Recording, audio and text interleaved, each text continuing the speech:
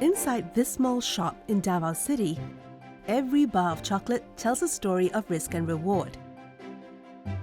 Kenneth and Sheila built this business from a farm that nearly failed twice. Now it's profitable, and it's their plan for an early retirement. But how did two tech workers from Manila turn cacao into a financial strategy?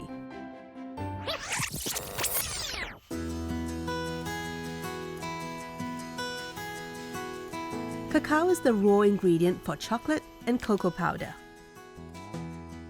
We are in our 7th year at the farm. So, ang namin, we're seeing it rate of 2.5 kilos per tree.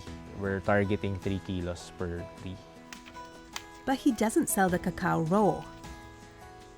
Our cacao beans that we harvest here, almost 100% is used by us to produce tablea, chocolate, and other confectionaries to be sold at our shops and our cafe.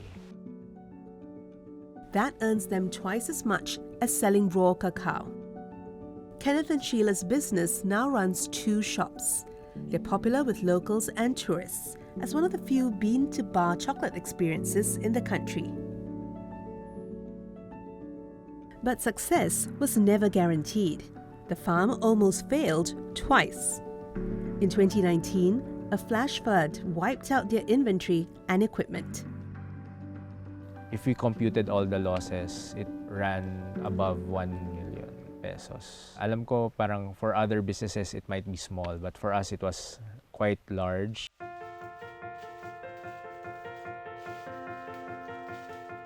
They had to borrow money from friends and family to rebuild. A year later, the pandemic hit. Tourism stopped, cafes closed. Coursed online, they used their tech skills to sell chocolates nationwide and build digital systems to track every sale and bean. The double hit made Kenneth realize that passion wasn't enough. He needed a plan that could withstand anything. That's when he discovered the FIRE movement, financial independence, retire early. He worked out his FIRE number, the amount their investments must earn to fund life after 50. That means he has to save up to 30% of income and invest strategically. At the age of 42, he estimates he's about a third of the way there. The best strategy for retiring early is to realize that you don't have to spend on a lot of things, right?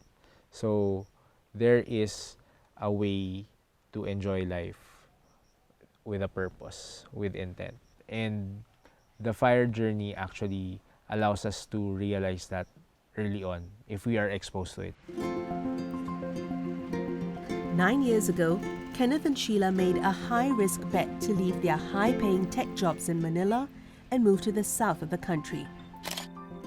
The couple used to earn over $1,700 in the capital, but life there was also expensive.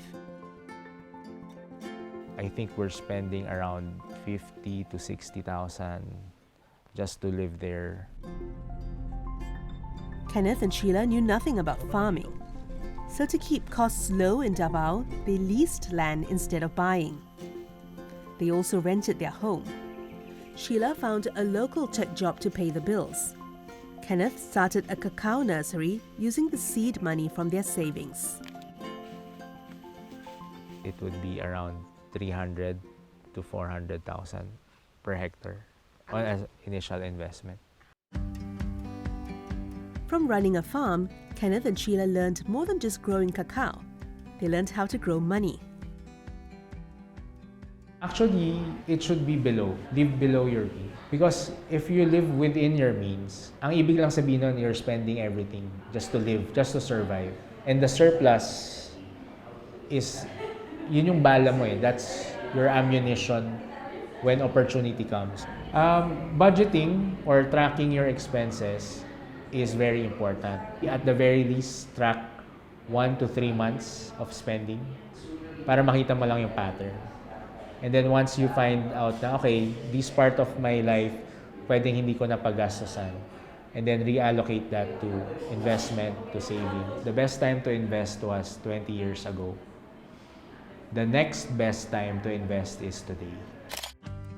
And lesson number 4, spend with intent. In the city, they spent their weekends shopping. Now they find their joy in moments, not things. Doon namin na-realize na, okay, hindi pala ito yung sobrang important to us. We have reallocated it to what is more important, which is our retirement, our freedom.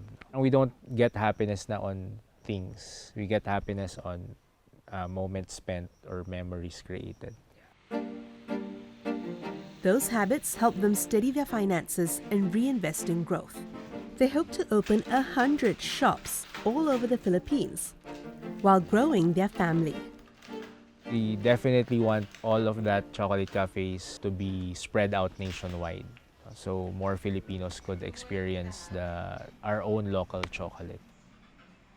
We're trying to have a baby, and that will change our fire goals once you have children. But in our mind, we have created the financial disciplines and the practices that we are not scared of drastic changes in our life. So we want to continue on saving and investing.